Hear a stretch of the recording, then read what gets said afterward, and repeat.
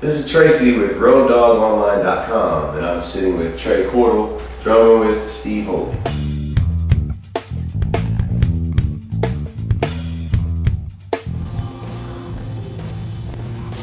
I moved here from Richmond, Virginia 5 years ago, in 2003. In middle school, I played snare drum and learned how to play trap kit, just because they had a kit there and they let us play on it when they could stand here. The drummers go at it for a while, but so I learned my rudiments, basic rudiments in middle school band. And by the time I got to high school, I started running with older kids that were in local garage bands and stuff, and it wasn't cool to be in like school band anymore, which is really where I screwed up, because I could have 4 years of free education, be it marching or concert band, and I just didn't, at the time I thought, well, I'm in a local band and I'm going to be on MTV by the time I'm 20, so it doesn't, I don't need to be here.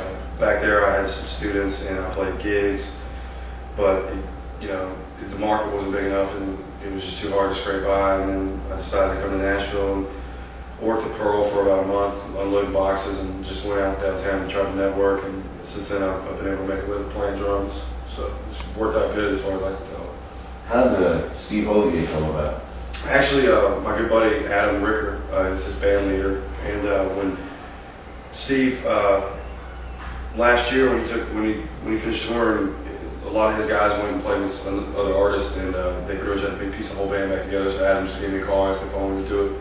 I said yeah. I worked with Adam before, and I've known him pretty much since I moved here, and I've played shows with him. He fronts his own band, and so I guess he knew what I could do and what was necessary. I guess, but he knew who he wanted, and when Steve made a band leader, he went ahead and just handpicked the guys he wanted, which I'm sure happens a lot like that. I think it's how I can store as many songs as I have in my head, because I learn them by lyrics a lot. And as I'm getting the feel of the groove or learning certain patterns, and maybe some of them I need to really stick to, like they were on the record, but I just know where I'm at a lot of times in the song because the lyrics. Okay, that's the second verse, so this is the bridge, and I don't know if everybody does that or just me, but I'm very lyrically and melodically driven when it comes to listening to songs and stuff. Do you have a lot of freedom in this gig as far as? So far, yeah, it has been. Yeah, it really has. I played with a click, and to me that kind of frees your mind up, so it's almost like you shouldn't be getting paid as much if you got one of the things off here, so you don't really have to worry as much about, was that off, or am I dragging this start? Sometimes I think when you get fatigued, it's easy to start slowing down without realizing it. But as far as what I get to play and stuff, I try to use my own judgment as far as certain feels or patterns, like kick patterns, as far as one song to the next, and then some I feel like, well, if I was in the studio, I'd have done it like this, and I think it sounds a little bit better like this. If nobody says anything, it's going to work. And it so far, Steve's certainly not one of those guys that's going to sit there and critique you. If everything sounds good and it's all moving along, I don't think he's going to say anything. Good example, this Good Morning Beautiful song that Steve has, a big power ballad, and it was a #1 hit. So when I'm playing it, I got that in mind. I want to really deliver as best I can what maybe if there's 3 drummers in the crowd, I just want them to really. I want to portray that song as well as the guy did who recorded it. I have no idea who it was, but the thing is, he overdubbed a brush track along with the snare, like over top the whole first verse and his hi-hat and like cross stick. So I'm kind of in a crux, like I have to kind of pick one and go with it. So, but I feel like what I came up with, which was basically just keeping it real simple, like just keep time on the hi-hat, let him fill it up with organ and guitar, and not worry about it, because you can just do so much in the studio that you'd never even hear live. The more people, the better. I thrive off that. And yesterday we kind of had an unlucky situation. We didn't think we were going to play until 10 minutes before we played. We were all on the bus. It was just a monsoon, rain. All of our stuff was covered up, and we were like, well, they're going to X us and just move on to the next act. And just miraculously, the clouds went away, the sun was out. They were out there with blowers, gas blowers, and squeegee on stage. And you look like within 5 minutes, it looked like Henry Rain. But there was nobody in the seats because everybody had gotten up and gone. So we went out and played, and there might be 100, 150 people out there, but it spread out over 500 seats. It didn't look good at all. And it's still enjoying myself. I'm there with my buddies playing music for a living. It doesn't stink, but it's nothing like having a capacity crowd, just full of energy, and you just feel that momentum of people and just playing for them. Especially being a drummer, knowing that every time they're tapping their foot, it's like, you're welcome. That's a cool perspective. I can hear myself good, I can play better dynamically, and I can hit hard when I want to hit hard.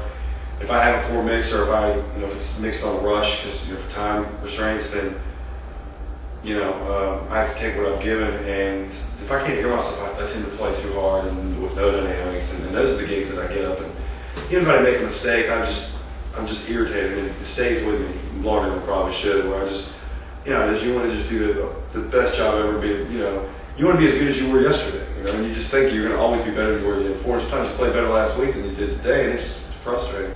What kind of setup are you playing? A 4-piece Pearl Masters kit, just a regular maple snare, a 10-inch tom, 14-inch tom, or floor tom, 20-inch kick, and I like all sizes of drums, but those really work because they're smaller and they're easy to get around and they're just less to carry. But they sound really good mic'd up and everything. Then standard ride, 2 crashes and a chime. What's the most essential backup item that you carry on the road? Snare drum. And if I have more case area, if I have more space, I'd probably bring a head, like a kick drum head. 'Cause I never seem to go through like tom heads, or not even snare heads as much, but like kick heads. And even though if I did it in the middle of the show, it'd kind of be up a creek, it takes a while to replace one. But I'm always worried about punching through one, and then what do? But I guess at this level, I'm lucky to have room for an extra snare. Yeah. I got this one I actually picked up from Judge O'Meara, his DVD. Uh-huh. It looks silly, and but the warm, you put your elbows together and your wrists together, and you go like that, and what he said to do is count to 100 by measure, like 1, 2, 3, 4, 2, 2, 3, 4, 3, 2, 3, and count 100 measures and do that, and or you pick some kind of rhythm so you stick with it, and what it does, if you do it for a minute, you look ridiculous. And he was walking around like in public doing it. I showed him and it just looked like you're like clapping or something, but. I usually go behind closed doors or something, and I find that area that does cramp up if I play too long or it hadn't warmed up, it starts to burn in this area. That's what you're working, and so I try to do that, and I do the standard, take your sticks and then flip them around. Just fight the butterflies any way I can. Do you have any side projects that you're involved in Nashville, off the road? I do. There are ones that I've had like before this, and one is a group called Guns of August. And the lead singer is Jared Blake, and he's a guy with a pub deal. He's a great singer, great songwriter. And we just started making it like a band thing. Before that, I was kind of just his drummer. But we started talking about, let's try to do a band thing. Man. Like nobody does bands anymore. Mm-hmm. And just be for me as a side guy right now, it'd be a lot better financially to be part of something that was, if my name was on a dotted line somewhere. But that aside, just to be part of being in a band, I miss being like a member of a band. So that's going pretty good, and he's kind of like that neo outlaw thing, the James Otto, Trent Tomlinson, in that vein. Some of the other ones, I don't get some of the enjoyment as I do with like playing with Steve, just from getting to do it on a bigger scale, on a bigger stage, and I love the music that Steve that plays, that we play with Steve, and so yeah, I like them all the same, sometimes it's nice just to go downtown and play for tourists and let them buy you a drink or two or whatever, and just play some off-the-wall requests they have, and not feel stressed, and not have a metronome in my ear, and just relax. What is the most fun aspect of this gig? Just playing, and like the first song and the last song to me, like the first song, like everything kicks off and he's coming out and everybody's into it, and then the last song is usually we close with that Bring Your Girlfriend song, which is a big hit everybody likes, and then you get that accomplished feeling, when everybody's clapping and your job's done, you get to go watch the other friends play and everything and relax.